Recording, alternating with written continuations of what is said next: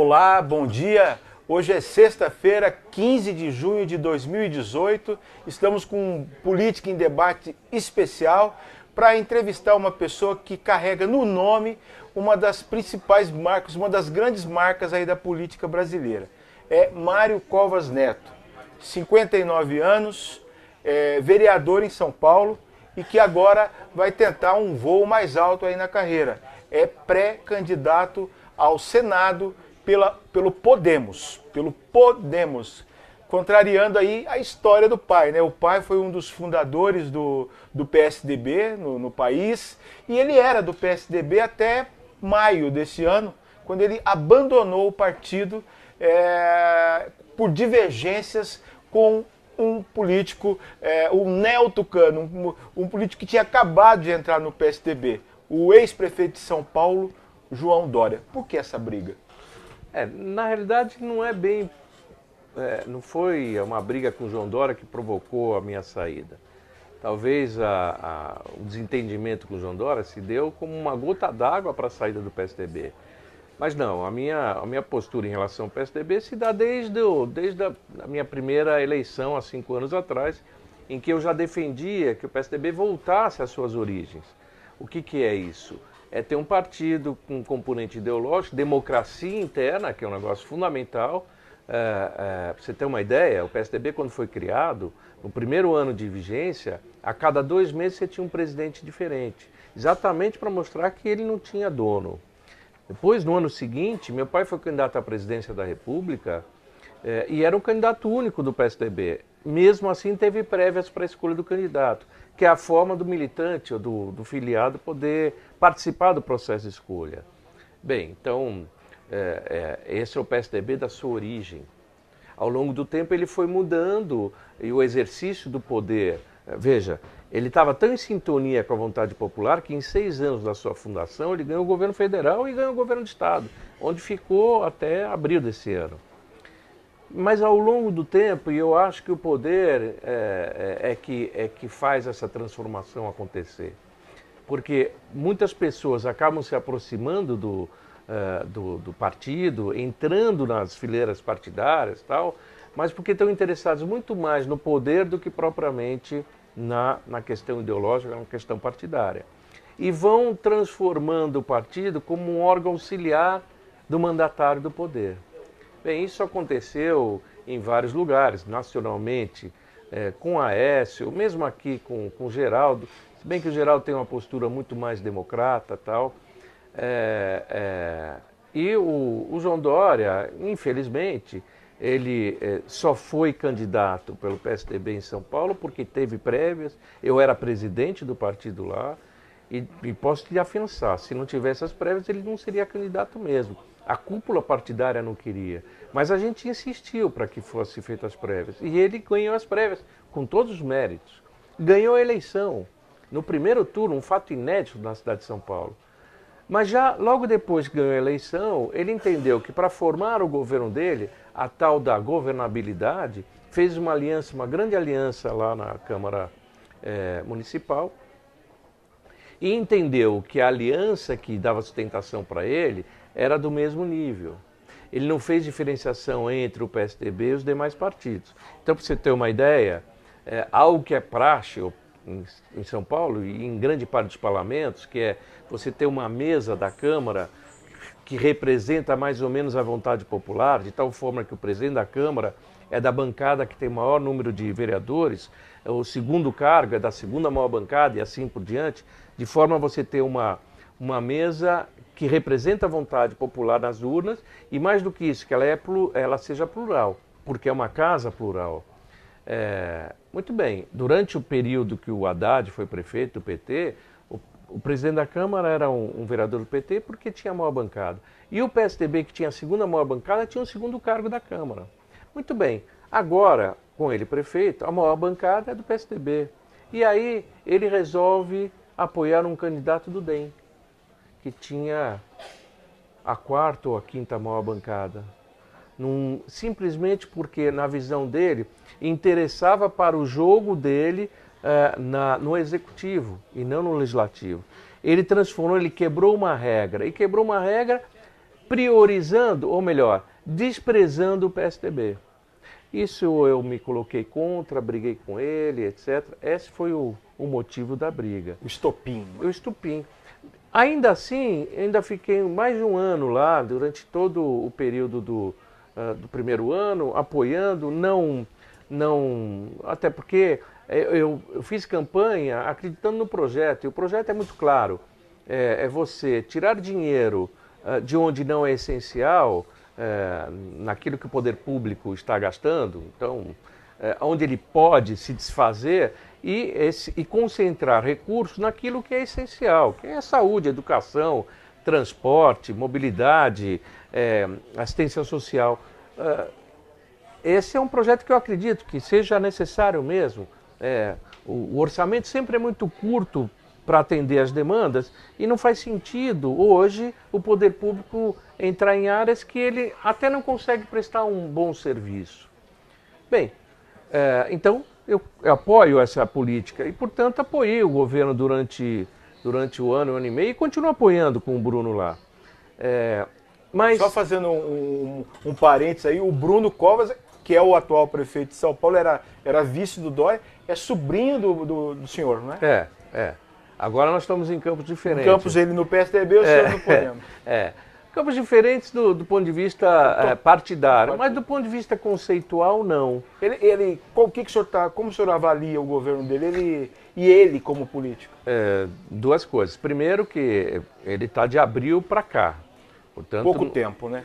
É pouco tempo, mas ele teve dois episódios que mostram um pouco como é que ele saiu muito bem. Dois episódios complicados. Primeiro foi um incêndio, um prédio em São Paulo que desabou, com gente soterrada, morta, e que a atitude, o atendimento da prefeitura toda foi muito presente, muito oportuno, fez o que tinha que ser feito mesmo. Um desastre, enfim, a culpa, sem atribuir culpas a ninguém, mas o resultado, a ação da prefeitura com ele à frente foi correta. E o segundo na greve, recentemente na greve dos caminhoneiros, em que talvez São Paulo tenha sido, se não foi a primeira cidade, foi uma das primeiras que declarou o estado de emergência, o que proporcionou ir atrás de combustíveis para abastecer enfim, algumas ações excepcionais. Que minimizaram os danos da greve. No caso do serviço público municipal, minimizou mesmo. Você não tinha na capital, eventualmente, combustível no posto para abastecer o seu carro particular. Mas o serviço público de limpeza, de transporte coletivo, de ambulância, enfim, do serviço da cidade, eles continuaram acontecendo. Ou seja, ele teve dois testes difíceis, mas ele conseguiu sair muito bem, no meu modo de ver. Além disso, a grande diferença que eu observo em relação ao João Dória é que o João Dória é uma pessoa que fala muito, tem muito a dizer e tal, e escuta pouco. Acho que o João Dória, ele tem uma autoconfiança tão grande. Voluntarista, né? Eu diria que ele crê muito nele, no tino dele. Ele é uma pessoa de sucesso empresarial. Ele acha que a política é igual à iniciativa privada. O tino dele, onde o nariz dele está apontando, é o melhor caminho. Então ele é um cara que tenta conduzir. Mas em política tem diferenças. Tem nuances, né? Tem nuances na área pública, até porque você mexe em coisas em que você agrada pessoas e desagrada outras. Você tem que saber equalizar e saber que isso é real. Quem é contra não significa que seja um opositor a você. Ele eventualmente está discutindo o assunto e é preciso você entender isso. Dizem que o Fernando Henrique nunca dizia não, né? Quando ele recebia as pessoas no gabinete lá em Brasília, né? Não sei. Tem essa história que ele nunca dizia não, ele dizia vou pensar, tal. Mesmo que ele não concordasse, que ele não fosse fazer aquilo, ele não fechava as portas. Aí é questão de estilo pessoal. Bom, só para concluir, a diferença para o Bruno é que o Bruno, ao contrário, o Bruno escuta mais. E eu acho que esse é um viés de natureza política importante para um homem público. Além disso, o Bruno tem conceitos enraizados que são conceitos que a gente comunga. Que a escola que ele aprendeu é a mesma que a minha. Então, conceitos que conceitos de democracia, conceitos de respeito ao cidadão, conceito de respeito à coisa pública, a consciência de que você é um mero interlocutor da população, você não é o condutor, você é o interlocutor, você é a pessoa que é capaz de fazer com que as coisas aconteçam, porque te delegaram essa função, mas ela não é eterna. Então você tem que ter um pouco de noção do seu tamanho, do seu espaço, e eu acho que o Bruno tem. Então acho que essa é a grande diferença. Eu noto uma diferença importante. Ela não é, talvez não seja importante, sim, não tem a grande diferença nos quadros, os secretários, etc. Mas a forma de se tratar é completamente diferente. Para melhor, né? Não, meu modo de ver, para bem melhor, bem melhor. Vou encavalar duas perguntas aqui.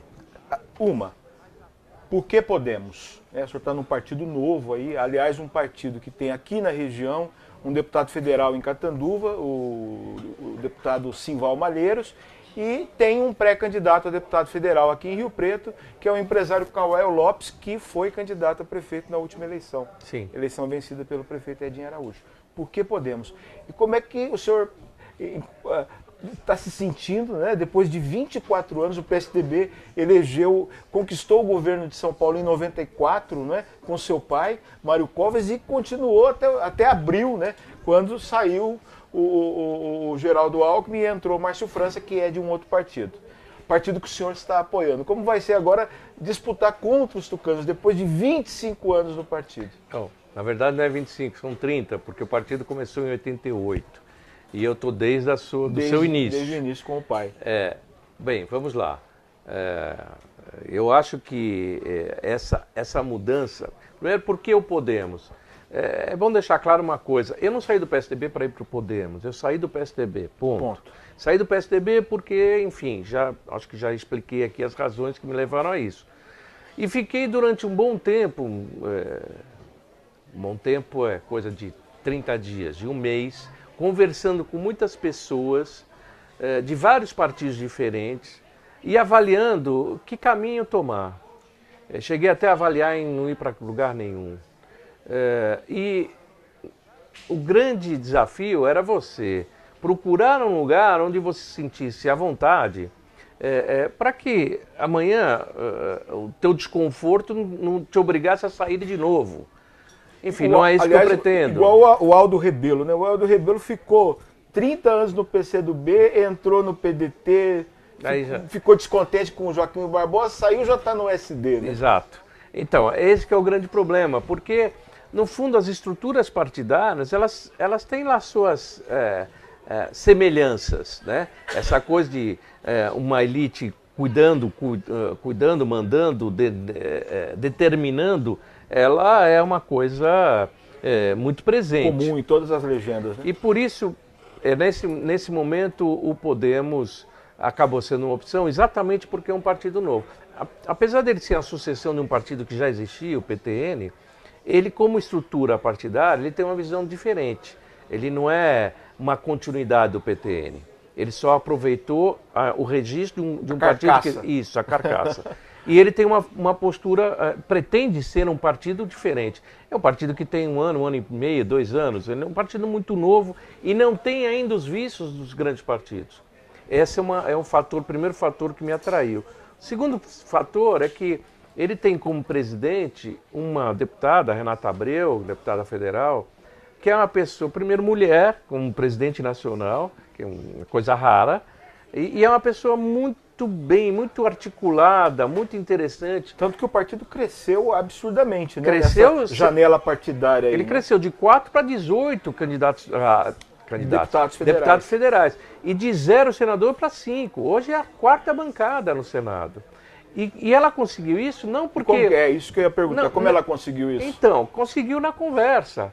Porque partidos maiores poderiam e fizeram isso convencendo deputados a migrarem para a sua legenda, oferecendo parte do fundo partidário para financiar suas campanhas eleitorais. O Podemos não tem esse recurso. Então, as pessoas vieram por quê? Vieram porque acreditaram num projeto. É um projeto que é o mesmo processo que você tem quando você é candidato. Você vai para o eleitor, você vislumbra um objetivo e se tiver em sintonia com o que o eleitor acha, ele te dá o voto. E de quebra também se livra do estigma das legendas mais tradicionais. Né? Exato, mas é esse o caminho. E eu pensei, antes de entrar, conversei muito com ela, conversei com o Álvaro Dias, que é o candidato a presidente, que é uma pessoa que eu tenho uma boa relação também, e muito no sentido seguinte, olha, eu quero entrar, mas eu gostaria de poder influenciar para que o partido seja aquilo que eu acredito que seja bom, aquilo que era o objetivo do PSDB lá atrás. E quais são? Democracia interna, primeiro lugar, democracia interna, você não ter dono.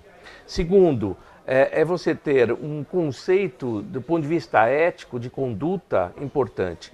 Isso não é fácil, porque um partido que está em formação, muitas vezes, ele é polo de atração de gente que olha da mesma forma do poder, ou seja, eu tenho mais chance de ser eleito aqui do que ali, e aí eu vou por ali. Então você tem que ter um pouco de cuidado no crescimento do partido para ter um pouco de controle. Essa é uma coisa que, veja, eu cheguei num partido que já existe.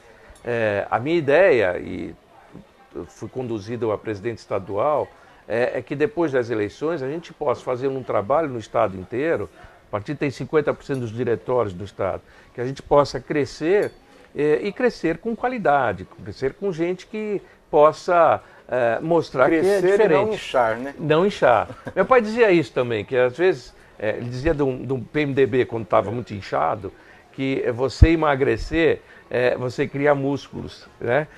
Você tira excesso de gordura e cria músculo. E eu acredito nisso. Bem, então, a Renata foi o segundo motivo. E o terceiro é o fato de você ter o Álvaro Dias como candidato a presidente, que é um cara que tem 42 anos de vida pública sem nenhuma mancha. Não tem mancha. Ele é um cara que viveu, já foi deputado estadual, vereador, deputado estadual, deputado federal, governador do Paraná, senador por 3 mandatos, sendo que no último mandato, 3 mandatos, no último ele foi reeleito com 80% dos votos. Ele foi governador lá e saiu com aprovação de 93% pelo Datafolha. Ou seja, é alguém que tem uma história longa, alguém que tem experiência, mas tem um passado limpo, que eu acho que é o melhor que pode ter, e mais ainda, e um equilíbrio, ele é equilibrado nas suas posições. Eu acho que no momento que o país vive de radicalismos e de instabilidade política há tanto tempo, é preciso você ter alguém agora que conduz o país para a gente levar num outro espaço, num outro momento, alguém que seja equilibrado. Me perdoe interromper, o Álvaro Dias vem sendo muito assediado pelo pré-candidato do seu antigo partido, Sim. o Geraldo Alckmin. Só para dizer o seguinte, eu não estou fazendo campanha contra o PSDB, claro, eu vou fazer uma campanha a favor do Podemos. Né? O Geraldo tenta uma composição com o Álvaro, tenta fazer o Álvaro Dias desistir da candidatura, desculpa, para apoiá-lo. O senhor acha que tem jogo aí ou a candidatura do Álvaro Dias é irreversível? Olha, eu vou dizer uma coisa, vou reproduzir o que o Álvaro Dias disse, tá? A pregação dele é uma ruptura com o sistema atual, é a refundação da República. Isso significa você fazer uma mexida grande, desde o tamanho do Estado, quebrando alguns paradigmas que existem hoje, nessa coisa da governabilidade, nessa troca, esse troca-troca promíscuo de votos com cargos, com não sei o quê. Ele tem uma visão e um discurso e uma ideia de romper com tudo isso. Quando se perguntam a ele sobre isso, ele diz, olha, não há nenhum problema que se faça alguma união, desde que a união seja feita com esse objetivo, de quebrar essa estrutura. E ele acha e eu também acho, que o PSDB faz parte dessa estrutura. Ele não está disposto a acabar com isso. E, portanto, é muito difícil que essa aliança venha a ocorrer. Mas não há nenhum preconceito em relação ao Geraldo Alckmin, ou a este ou aquele candidato, nem é uma coisa que, olha, muito bem, então por que eles não são o vice do Álvaro Dias, que também poderia ser? Afinal, se você pegar as pesquisas eleitorais, a diferença entre ambos inexiste. Em alguns lugares o Álvaro Dias tem uma diferença muito boa contra... No sul do país, por exemplo? No sul, no Paraná, no Rio Grande do Sul, mesmo no Rio de Janeiro ele está à frente do Geraldo Alckmin. Ok, mas não é nem isso. É que eu não vejo grande diferença entre ambos. E mais ainda, eu acho que eles trilham a mesma avenida. Seria muito bom, aí na minha visão do ponto de vista político, de que as pessoas que estão mais nessa área central, elas pudessem ter uma união sim. Porque, voltando, o país passou durante tanto tempo crises políticas fortes e, por consequência, crises econômicas também. Essas crises políticas é preciso que você tenha um período de estabilidade. Moderação. Moderação. Se você tiver, como está se apresentando, candidatos que são mais radicais nos extremos, o que vai acontecer é que eles eleitos vão governar por um determinado grupo, vai ter um grupo fora. É melhor que você tenha alguém que seja mais capaz de unir as várias frentes. Podem dar continuidade a essa polarização que já existe. Né? Que vem exatamente. Desde da última eleição presidencial e que só está dividindo o país. Exatamente. Né? E com um discurso cada vez mais radical, de rompimento, de ruptura, de confronto. Exatamente. Então, para mim, eu prefiro que a gente encontre que as pessoas que têm um pouco mais de responsabilidade do ponto de vista político encontrem saídas para que a gente não caia nessa armadilha de escolher os extremos. Então, se for possível uma união mais central, eu defendo ela. Agora, se essa união vai se dar com Álvaro Dias à frente, com o Geraldo, com o Zé da Esquina, não sei. O importante era que a gente pudesse ter a chance real de uma figura mais equilibrada a ter a chance de ganhar a eleição. Eu acho que isso ainda é possível de acontecer. Perfeito. Voltando à pergunta anterior, né, como é que o senhor se sente aí depois de uma vida inteira no PSDB, apoiando um outro candidato aqui em São Paulo, a governador, lembrando que o senhor vai apoiar o partido Podemos, está apoiando a pré-candidatura do Márcio França, do governador Márcio França. Como é que o senhor se sente aí depois de... né? Primeiro que eu não vejo o Márcio França como sendo algo muito distante do PSDB. Afinal, ele foi 4 anos vice-governador do Geraldo Alckmin e não há notícia de algo que ele tenha feito nesse período que tenha significado uma rebeldia, uma oposição ou algo em descompasso com o governo do Geraldo Alckmin. Pelo contrário, o que se comenta nos bastidores é que o Alckmin gostaria até que ele fosse o candidato que unisse o grupo do governador. Eu defendi isso, inclusive, antes, mas não fui voto vencido dentro do PSDB, porque entenderam, e eu compreendo também, de que o PSDB, estando há tanto tempo no poder, não poderia abrir mão de lançar um candidato. Essa é uma coisa para justificável. É bem verdade que você poderia tentar ter esforços para fazer essa união que não aconteceu. Esse esforço não aconteceu. Ao contrário, hoje você percebe que a campanha polarizou entre o João Dória e o Márcio França e aparentemente é um daqui e outro de lá e os seus grupos próximos jogando pedra um no outro. Aliás, isso é mais um fator de instabilidade para a própria campanha do Alckmin. Não tenha dúvida. Ao contrário do que se falou de que o Geraldo Alckmin tem 2 palanques aqui, na verdade ele não tem nenhum. Porque na hora que ele ficar de um lado, ele tem um outro contra. A posição do Geraldo é a mais confortável possível. Por isso, a defesa de ter uma candidatura única. A minha defesa era exatamente para fortalecer a campanha do Geraldo naquela época. Bem, mas isso não foi possível. Não vejo o Márcio França como sendo um opositor. No entanto, vejo ele como alguém que pode ter novas ideias. Ninguém é eterno, não há partido que se eternize no poder numa democracia. Na ditadura, sim, aí o sujeito pode ficar eternamente lá, mas numa democracia não. O PSDB bateu um recorde de tempo no governo aqui em São Paulo. Ok, isso significa que prestou bom serviço, ok, mas tem um problema, você tem um desgaste ao longo do tempo. Já há um sentimento de que o governo ficou meio que num compasso de espera, uma ideia de que é preciso dar uma alavancada, inovar, etc.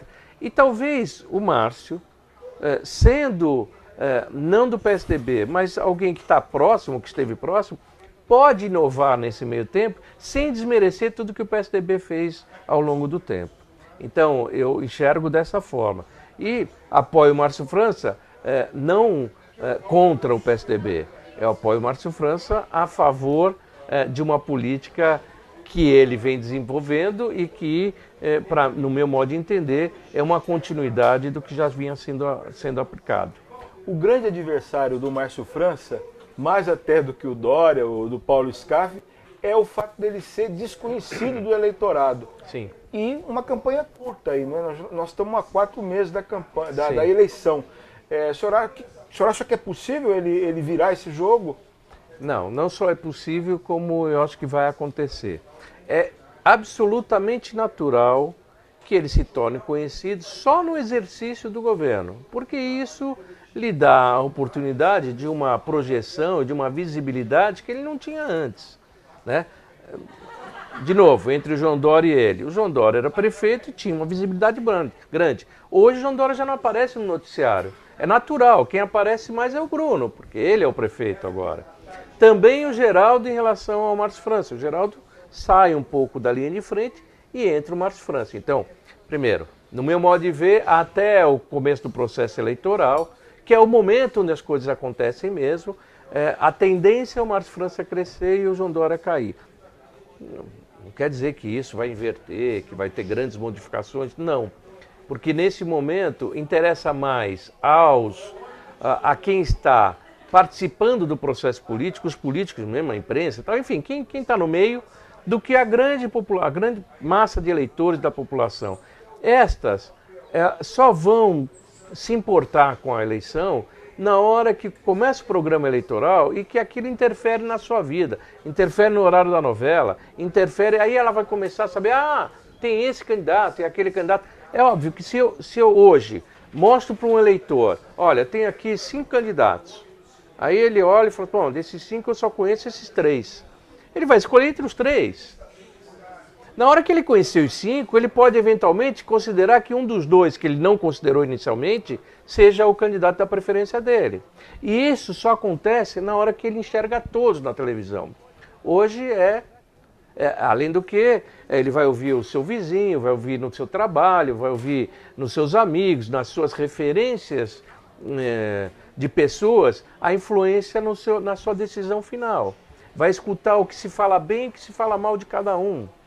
Vai escutar o que aquele cara já fez, o que ele pretende fazer e quem é a turma dele. Na hora que isso ficar mais claro, aí a campanha fica... tem definições.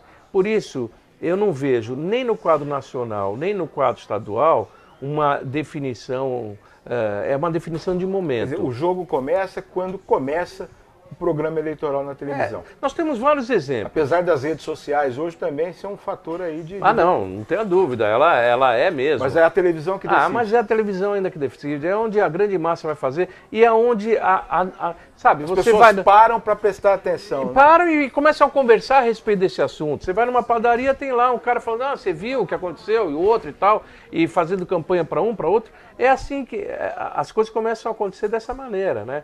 Então, eu acredito que muita coisa vai acontecer ainda, tanto no cenário nacional como estadual, e o meu desejo é de que o Álvaro Dias, que é o meu candidato a presidente, consiga convencer a população de que de fato ele tem chance de ganhar, porque se ele ganhar, ele será um presidente diferenciado. E aqui, para o governo do Estado, que o Márcio França consiga, nesse pouco espaço de tempo de governo, mostrar uma diferença e, mais do que isso, ele, na comparação com os demais, ele possa vencer. Para concluir, então, sua candidatura do Senado é para valer ou é só para divulgar o Podemos? E, uma vez senador, o que a gente pode esperar do senhor? Bem, não é para divulgar o Podemos, não. Eu já tinha a intenção de ser candidato a senador ainda quando estava no PSDB. Então não foi o Podemos que proporcionou essa possibilidade, ou enfim, não é isso que me incentivou. Não. É que eu acho que o Senado tem o seguinte, são 3 senadores por estado, apenas. Todos os estados nacionais têm 3 senadores. E tem 3 senadores porque o senador representa o estado, não representa a população, que é o que o deputado federal representa. A função do senador é muito parecida com a do deputado federal. No entanto, ele representa o estado.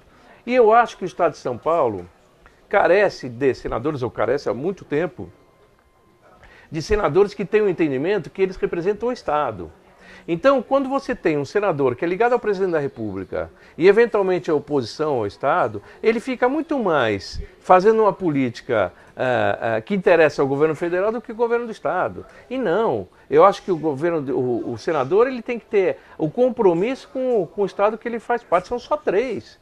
Então, independentemente de qual é o jogo partidário, de que partido é o governador, etc., o senador tem que ter essa obrigação. Esse é o primeiro ponto. O segundo ponto é ajudar para que as reformas que são tão faladas e desejadas, elas de fato aconteçam. Eu sou amplamente favorável às reformas que são propostas. Óbvio que não tem projetos pronto e acabado, mas no processo de discussão de que há necessidade de fazer as reformas, eu quero participar disso. Eu acho que eu posso contribuir com isso e certamente se o Álvaro Dias chegar lá, ainda vai ser mais fácil ainda para mim. Mas independentemente de qualquer coisa, é ter a noção de que eu represento o Estado de São Paulo. O Estado de São Paulo, que é o Estado que sustenta esse país do ponto de vista da arrecadação de impostos. O que volta para cá é muito menos do que volta para outros lugares, proporcionalmente, até compreensível, mas algumas questões tipo, por exemplo, só para dar um exemplo, o metrô, no Brasil inteiro onde está sendo construído, é feito com dinheiro federal. Aqui em São Paulo é pelo governo do Estado. Por quê? Por que essa discriminação com São Paulo? Por que o governo federal não pode olhar para São Paulo com a prioridade que se merece? Ah, não, você tem pobreza em outros lugares. Ok, vamos lá atender a pobreza. Mas aqui você tem necessidade de mobilidade de atendimento a grande parte da população que está aqui nesse estado. E eu acho que o governo federal, às vezes... Relega. São Paulo é rico. É rico, exatamente. Ele mesmo resolve seus problemas e tal. Perfeito. É isso. Muito obrigado pela sua entrevista. Boa sorte aí na sua campanha. Estamos terminando mais um Política em Debate especial, hoje com a presença do pré-candidato ao Senado, Mário Covas Neto. Valeu, gente, pela audiência. Muito obrigado. Obrigado.